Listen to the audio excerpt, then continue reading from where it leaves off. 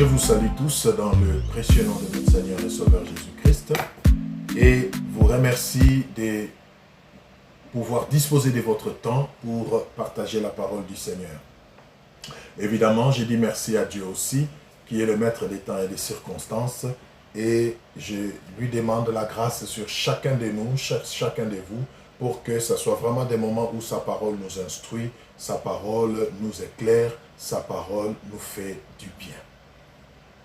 Nous voulons parler aujourd'hui d'un thème important que le Seigneur nous a mis à cœur pour que nous puissions partager afin d'être édifiés dans notre marche avec lui. Et le thème s'intitule comme suit, des vérités qui changent l'homme.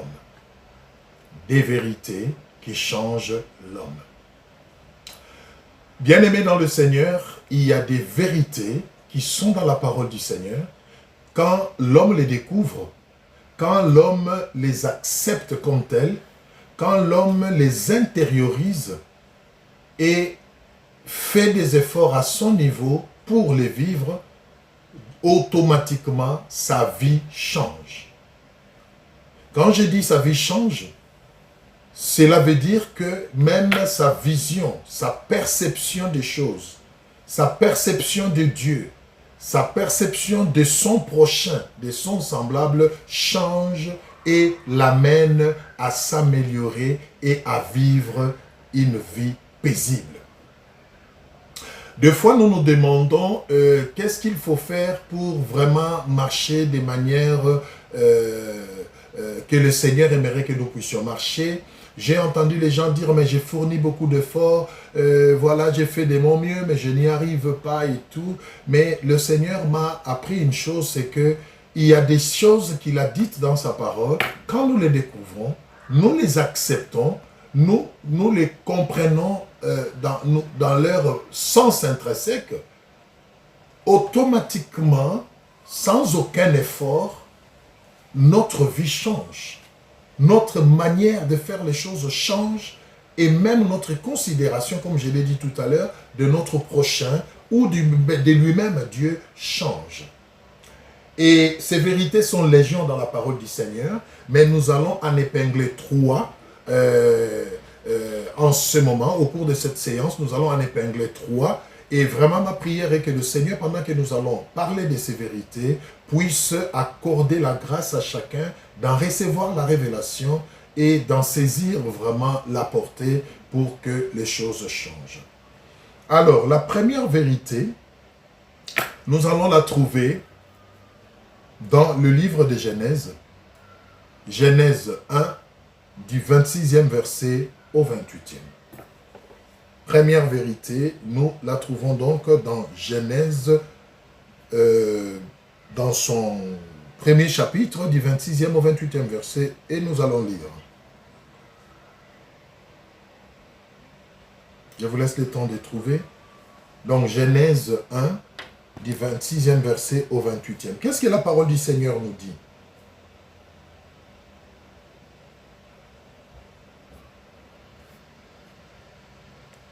Écoutez ce que la parole du Seigneur dit.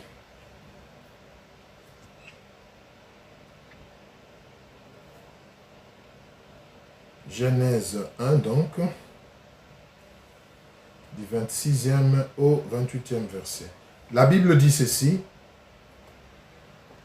Puis Dieu dit, faisons l'homme à notre image, selon notre ressemblance, et qu'il domine sur le poisson de la mer, sur les oiseaux du ciel, sur le bétail, sur toute la terre et sur tous les reptiles qui rampent sur la terre. Dieu créa l'homme à son image, il le créa à l'image de Dieu, il créa l'homme et la femme. 28. Dieu le bénit. Et Dieu leur dit, soyez féconds, multipliez-vous, remplissez la terre et l'assujettissez, et dominez sur le poisson de la mer, sur les oiseaux du ciel, et sur tout animal qui se met sur la terre. J'aime la parole du Seigneur parce qu'elle est profonde. Dans ces passages que nous venons de lire, bien-aimés, il y a une vérité qui en ressort quand nous en prenons conscience sans aucun effort. Notre vie change. Et cette vérité, c'est l'image et la ressemblance de Dieu. La Bible dit, Dieu a créé l'homme à son image et à sa ressemblance. C'est profond, c'est fort. Vous voyez? Et pourquoi le Seigneur l'a fait? L'homme n'est pas la seule créature que Dieu a faite. Dieu a fait autant de créatures. Mais lisez bien l'œuvre de la création, vous verrez qu'il y a des particularités que Dieu n'a réservées qu'à la création de l'homme.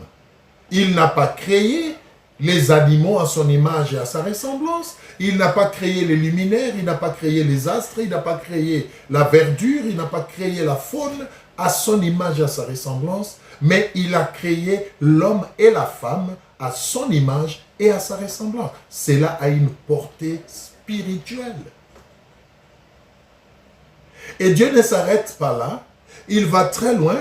Nous venons de le lire, la Bible dit, il bénit l'homme et la femme et leur dit, soyez féconds, multipliez-vous, dominez sur toutes les autres créatures. Mais ça, c'est une vérité éblouissante. Moi, personnellement, à chaque fois que je réalise cela, écoutez, je prends la vie autrement. L'image et la ressemblance de Dieu en moi. C'est suffisant pour m'interpeller. C'est suffisant pour m'amener à ne pas vivre comme tout le monde. C'est suffisant pour m'amener à ne pas prendre la vie comme tout le monde. Alors, nous allons essayer de voir ensemble, avec l'aide du Saint-Esprit, bien sûr, pourquoi Dieu a mis l'image et sa ressemblance dans l'homme. Ça signifie quoi? Qu'est-ce qu'il voulait poursuivre par là? Et comment est-ce qu'il l'a fait? L'image de Dieu en l'homme représente la présence de Dieu. C'est ça l'image de Dieu. Dieu a mis son image dans l'homme en le créant parce qu'au fait, il voulait qu'il reste présent dans l'homme. Il voulait que l'homme puisse le représenter. Il voulait que toutes les autres créatures voient Dieu au travers de l'homme. Donc l'image de Dieu, c'est la présence de Dieu. Vous voyez? C'est très important.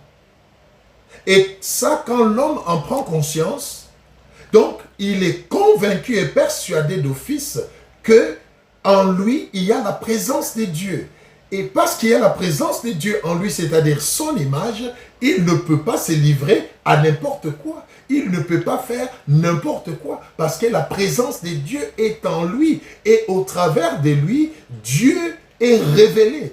Dieu est vu par d'autres créatures et par d'autres personnes. Ça, c'est très fort. Et la deuxième chose, la Bible nous dit, toujours dans cette première vérité, la deuxième chose, c'est la ressemblance de Dieu. Dieu a mis sa ressemblance dans l'homme. C'est-à-dire quoi? C'est-à-dire qu'il a mis sa nature dans l'homme. Ah oui, bien-aimé, tu ne le savais peut-être pas, mais je veux te dire que tu as la nature divine en toi, qui est représentée par la ressemblance de Dieu. Tu ressembles à Dieu. Donc si Dieu est puissant, si Dieu est grand, si Dieu peut tout, toi aussi tu es puissant, toi aussi tu peux tout, toi aussi tu es grand parce que tu es à sa ressemblance, c'est-à-dire sa nature est en toi. N'est-ce pas une bonne nouvelle? N'est-ce pas une vérité éblouissante? N'est-ce pas une vérité suffisante pour t'amener à ne plus vivre comme tout le monde? À considérer cette vérité comme un atout, comme un privilège qui doit faire que ta vie soit différente. C'est très important, bien-aimé.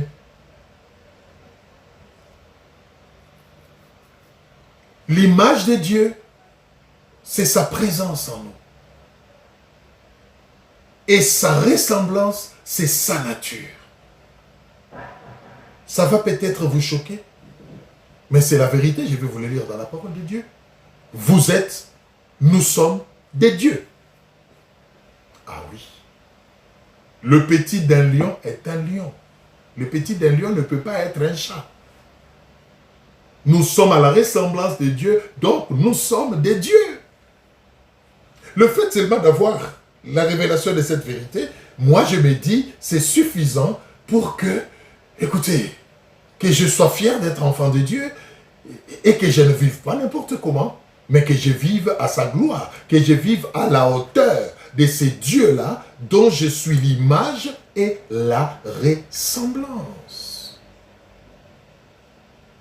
Mais regarde un peu ta vie. Regarde un peu la manière dont tu mènes ta vie. Est-ce que on voit la présence de Dieu en toi? Est-ce que on voit la ressemblance de Dieu? Est-ce que tu fais des choses comme Dieu? C'est ce que cela veut dire, la ressemblance de Dieu, c'est-à-dire sa nature. Est-ce que tu fais des choses comme Dieu le fait? C'est très important. Tout ce que Dieu peut faire, toute la capacité qu'il a, à cause de sa ressemblance, si tu en as la révélation, tu peux le faire aussi. Ah oui, tu peux le faire. Voilà pourquoi il a voulu que son image et sa ressemblance soient en toi. C'est très important. Alors, de quelle manière le Seigneur a mis cette image et cette ressemblance dans l'homme? Lisons Genèse 2, 7. Genèse 2, 7 nous dit ceci. Genèse 2, 7. L'Éternel Dieu forma l'homme de la poussière de la terre, n'est-ce pas? Mais regardez ce qui est intéressant. Il souffla dans ses narines un souffle de vie et l'homme devint un être vivant. Dieu souffla dans les narines de l'homme les souffles de vie, c'est-à-dire son esprit. Et c'est ce qui a fait que l'homme devienne un être vivant. Oui. Donc c'est par son esprit, c'est par le souffle de vie qui est l'esprit de Dieu, que Dieu nous a communiqué son image et sa ressemblance. C'est-à-dire sa présence et sa nature. C'est-à-dire ses capacités, sa puissance, sa divinité. Bien-aimé, je te dis, tu es divin. Tu ne le savais peut-être pas, mais je t'annonce une bonne nouvelle, tu es divin. Tu es un Dieu. Et un Dieu a une manière de vivre. Un Dieu a des choses qu'il fait. Un Dieu a une certaine considération de la vie. Ah oui, tu te dis, mais le pasteur pousse un peu les choses très loin. Et moi, Dieu, mais qu'est-ce qu'il veut, qu'est-ce qu'il veut dire par là? Prenons nos Bibles, nous allons les voir ensemble. Et nous allons terminer là par rapport à cette première vérité. Donc, le psaume 82, 6. La parole de Dieu nous le dit, bien-aimés. Nous sommes toujours dans le cadre de la première vérité, donc l'image et la ressemblance de Dieu, c'est-à-dire sa présence et sa nature en nous. Alors, le psaume 82, 6 nous dit encore quelque chose de très fort. Psaume 82, 6. Je vous laisse le temps de trouver. Alors, nous allons lire ensemble.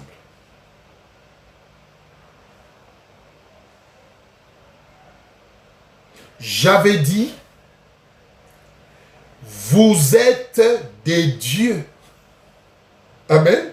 Vous êtes des dieux. Vous êtes tous des fils du Très-Haut. Ça ne vient pas de moi. C'est la parole du Seigneur. Vous êtes des dieux. Oui, nous sommes des dieux. et des dieux à cause de l'image et de la ressemblance qu'il a mise en nous. Donc nous devons alors nous comporter comme des dieux. Nous devons faire des choses que les dieux sont censés faire. Vous comprenez? Béni soit le Seigneur pour cette vérité. Nous allons voir une deuxième vérité. Donc ça, c'est une première vérité, bien-aimée, qui doit bouleverser notre vie, qui doit nous changer, qui doit nous amener à appréhender la vie autrement. C'est très important. Une vérité qui doit nous amener à révolutionner notre vie, à ne plus nous laisser faire par les aléas de la vie sur terre, à ne plus nous vivre légèrement, à ne plus nous laisser emporter par ce que le monde nous présente, mais à prendre conscience que nous avons l'image et la ressemblance de Dieu en nous. Oh, c'est merveilleux. Prenons la deuxième vérité que nous allons découvrir dans le livre de 1 Corinthiens 6, donc l'épître de Paul aux Corinthiens. Premier épître de Paul aux Corinthiens 6, du 19e au 20e verset. Nous allons découvrir une deuxième vérité là-bas.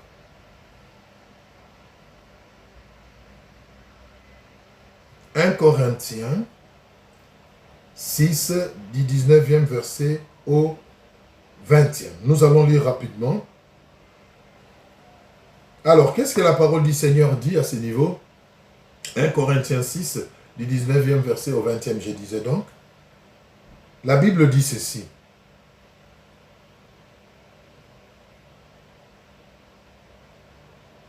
Ne savez-vous pas que votre corps est le temple du Saint-Esprit qui est en vous, que vous avez reçu de Dieu et que vous ne vous appartenez point à vous-même? Profond, n'est-ce pas? Car vous avez été rachetés à un grand prix. Glorifiez donc Dieu dans votre corps et dans votre esprit qui appartiennent à Dieu. Ça, c'est aussi une vérité profonde et bouleversante, suffisante à mon humble avis, pour nous amener à prendre conscience et à ne pas vivre n'importe comment. Ne savez-vous pas que votre corps est le temple du Saint-Esprit? Donc ça, c'est une vérité, bien aimée, quand on l'accepte, quand on en a la révélation, on mène une vie de crainte. On n'est pas prêt à faire n'importe quoi dans sa vie parce que quelque part, on reconnaît que on est le temple de Dieu, c'est-à-dire le siège de Dieu, c'est-à-dire on transporte Dieu en soi. Mais c'est suffisant ça pour révolutionner une vie. Car vous avez été rachetés à un grand prix. Glorifiez donc Dieu dans votre corps et dans votre esprit. Nous voyons aujourd'hui comment les gens font n'importe quoi avec leur corps. Comment les gens font de leur corps, passez-moi le terme, un dépotoir. Mais quand on découvre une vérité comme ça, je crois on va considérer dorénavant les corps autrement. On ne fera pas n'importe quoi avec son corps. Nous faisons n'importe quoi avec le corps. Nous intoxiquons le corps. Nous soumettons le corps au sévice. Nous soumettons le corps à des choses horribles. Mais écoutez un peu ce que la parole de Dieu dit par rapport à votre corps. C'est le temple du Saint-Esprit. Et quand vous poussez la lecture loin, vous verrez que quelque part, il est précisé, c'est lui qui détruira les corps, Dieu les détruira aussi. Parce qu'au fait, détruire le corps signifie détruire le temple de Dieu, détruire la demeure de Dieu. Oh, que le Seigneur nous aide à comprendre ces choses, bien-aimés. Que le Seigneur nous aide. Ton corps est le temple du Saint. Voilà une vérité bouleversante. Tu n'as pas été racheté à un prix vil, mais à un grand prix. Et à cause de ça, glorifie Dieu dans ton corps? Est-ce que ton corps glorifie Dieu? Réponds dans ton cœur. Tu sais toi-même ce que tu fais de ton corps. Si vraiment ton corps est le temple de Dieu et que tu en as conscience, est-ce que tu peux faire la prostitution avec ton corps? Est-ce que tu peux livrer ton corps à n'importe quoi? Est-ce que tu peux livrer ton corps à la drogue, à des choses qui le détruisent? Est-ce que tu peux donner ton corps à des expériences qui sortent du naturel? Non. Mais aujourd'hui, c'est ce qui se passe. Parce que l'ignorance. Bien aimé, s'il y a un mal qu'il faut combattre dans la vie, c'est l'ignorance. Voilà pourquoi Osée 4,6 dit « Mon peuple périt parce qu'il lui manque la connaissance. » Par ignorance, par manque de connaissance, les gens font n'importe quoi. Mais quand on découvre une vérité comme ça, moi je crois qu'on ne va plus traiter son corps de la même manière. On ne va plus appréhender sa vie de la même manière. Voilà pourquoi notre intitulé est des vérités qui changent l'homme, qui bouleversent l'homme, qui transforment l'homme. Rester indifférent des vérités comme ça, moi je crois que ce n'est pas être sage. Voilà une deuxième vérité, bien-aimé. Votre corps est le temple du Saint-Esprit. Oh, alléluia.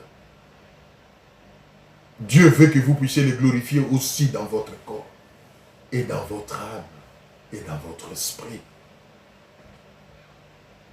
Et enfin, la troisième vérité, pour terminer. Nous allons la découvrir dans le dernier passage que nous allons lire, dans Matthieu 25, du 34e verset au 40e. Matthieu 25, du 34e verset au 40e. Qu'est-ce que la Bible dit? Nous allons chuter par là. Matthieu 25, nous lisons du 34e au 40e verset. Oh, la parole du Seigneur est merveilleuse, bien-aimé. Il faut aimer la parole de Dieu. Alors, Matthieu 25, 34 à 40. Qu'est-ce que la parole de Dieu dit? Ça aussi, c'est une vérité qui m'a ébloui. Alors le roi dira à ceux qui seront à sa droite, « Venez, vous qui êtes bénis de mon Père, prenez possession du royaume qui vous a été préparé dès la fondation du monde. Car, écoutez, car j'ai eu faim et vous m'avez donné à manger. J'ai eu soif et vous m'avez donné à boire. J'étais étranger et vous m'avez recueilli. » C'est le Seigneur Jésus qui parle, bien-aimé. J'étais nu et vous m'avez vêtu. J'étais malade et vous m'avez visité. J'étais en prison et vous êtes venus me voir. Vous comprenez ça? Alors, le verset 37. Les justes lui répondirent, « Seigneur, quand avons-nous vu avoir faim et t'avons-nous donné à manger? Ou avoir soif et t'avons-nous donné à boire? Quand avons-nous vu étranger et t'avons-nous accueilli? Ou nu et t'avons-nous vêtu? Quand, Seigneur? Quand avons-nous vu malade ou en prison et sommes-nous allés vers toi? » Oh, c'est merveilleux. Écoutez la réponse du roi. Écoutez la réponse de Jésus, bien-aimé. Et le roi leur répondit. Et le roi leur répondra. Je vous l'ai dit en vérité. Toute le fois que vous avez fait ces choses à l'un de ces plus petits de mes frères, c'est-à-dire à vos semblables, à votre prochain, c'est à moi que vous les avez faites. Ça aussi, c'est fort et c'est profond.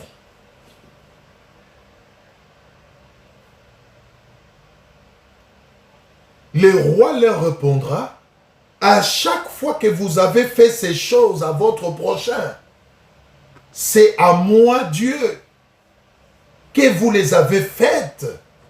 Bien aimé, ça ce n'est pas une vérité bouleversante.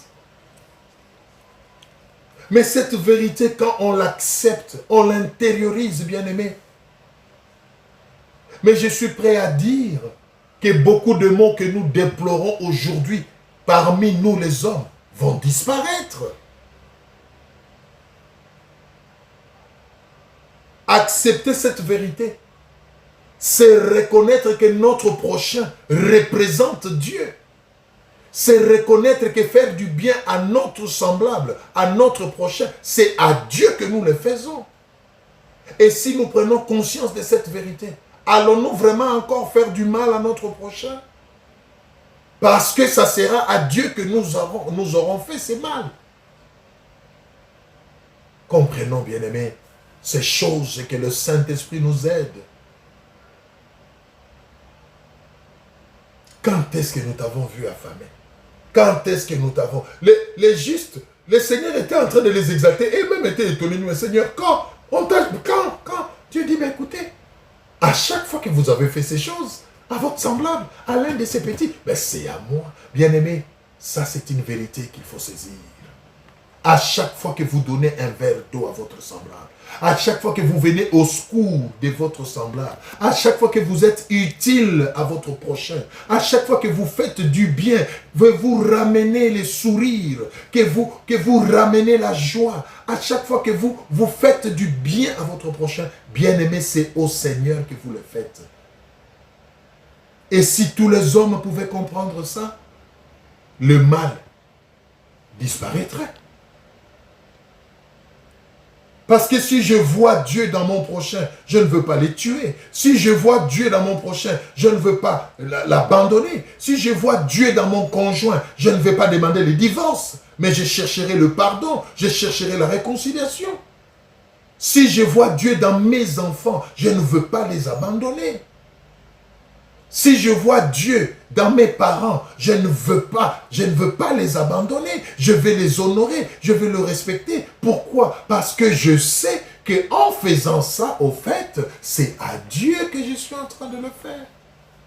Mais aujourd'hui, qu'est-ce qui ne se passe pas dans des familles? Qu'est-ce qui ne se passe pas au milieu des hommes? Parce qu'ils ignorent certaines vérités dont la parole de Dieu est l'objet. Les gens s'entretuent, les gens se mettent des pots de bananes. Les couples se disloquent, se divorcent. Mais écoutez, c'est fort. Les gens qui se sont aimés hier, les gens qui pouvaient se regarder dans les yeux et se dire « Sans toi, ma vie n'a pas de sens ». Mais aujourd'hui, ils se haïssent à un niveau où vous ne pouvez même pas croire qu'ils se sont aimés à un moment donné. Ils se traînent dans des tribunaux parce qu'ils veulent ruiner l'autre. Mais le Seigneur vous dira un jour que c'est à moi que vous avez fait toutes ces choses.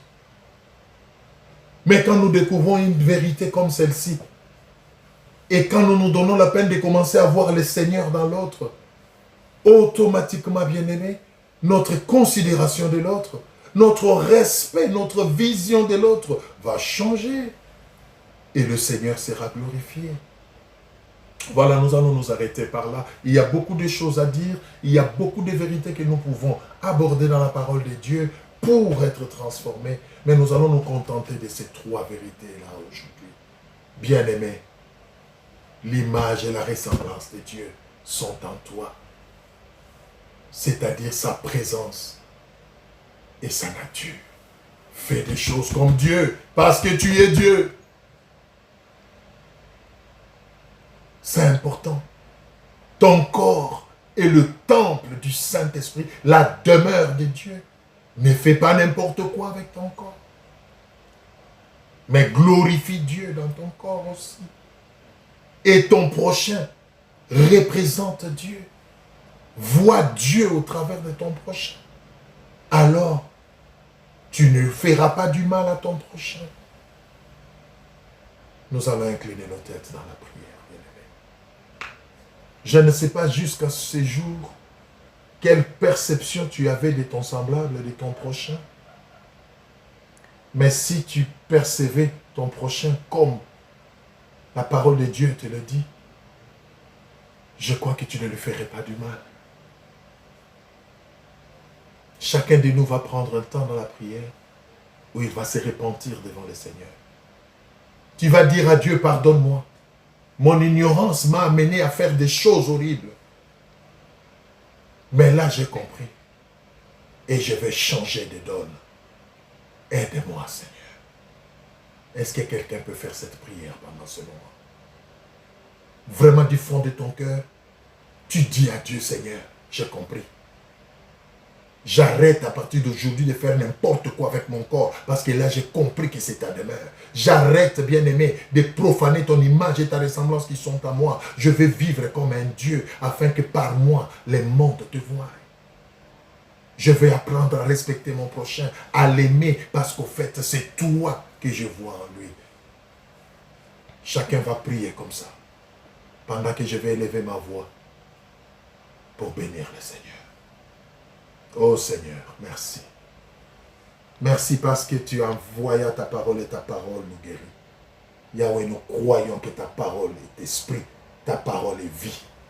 Et nous voulons vivre par elle. Aide-nous à comprendre ces choses. Aide-nous à les intérioriser et aide-nous à les pratiquer, à les vivre, Seigneur. Je vais aimer mon semblable parce qu'au fait, c'est toi que j'aime au travers de lui. Je veux respecter mon corps parce que c'est ta demeure. Et je veux, Seigneur, vivre comme un Dieu parce que tu as fait de moi un Dieu par ton image et ta ressemblance. Que ces choses continuent à résonner dans les cœurs et que le Saint-Esprit continue l'œuvre, Seigneur mon Dieu, parce que c'est lui qui convainc les cœurs. Nous te le demandons au nom de Jésus-Christ, notre Seigneur et Sauveur. Amen. Voilà. Que le Seigneur vous bénisse. Nous allons nous arrêter par là pour cette occasion. Et vraiment que le Seigneur, par son esprit, continue à faire retentir ces trois vérités que nous avons vues aujourd'hui dans le cœur de tout un chacun et que cela nous amène à changer de vie et à marcher en nouveauté de vie. Que le Seigneur vous bénisse.